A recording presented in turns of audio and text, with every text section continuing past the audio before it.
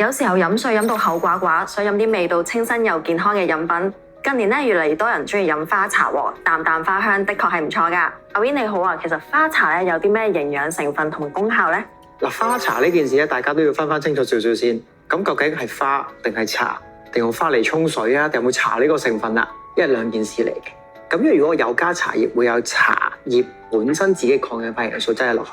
咁但係啦，如果話淨係花嘅話咧，好似係花茶，我哋只係冇茶葉嘅，用花加水嚟沖嘅飲品咧，應該咁講。咁其實咧就會攞到咩咧？攞到花入邊嘅營養素。咁你話唔同嘅花都會有唔同嘅功效嘅，譬如常見少少嘅，可能有啲嘅玫瑰花茶呢啲，咁都好多人會中意飲嘅，先去到咦飲嘢，我唔想飲咖啡啊、酒啊之類，咦嗌個花茶飲下啦，咁嘅女士更加興啦。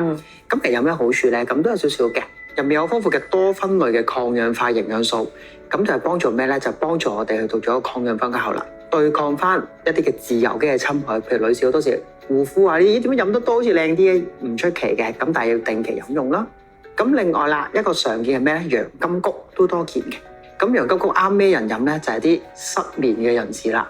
因為其實呢個都真係有醫學文獻嘅。咁如果我定期去飲用嘅話咧，咁其實可以幫助到舒緩翻嗰個神經情緒，咁就入睡有少少幫助喺度。咁另外再常見咧，就係菊花茶啦。咁呢個其實都會有啲多酚類營養素，咁其實都有少少呢個抗氧化功效，去幫翻皮膚啊、心血管啊呢啲地方嘅。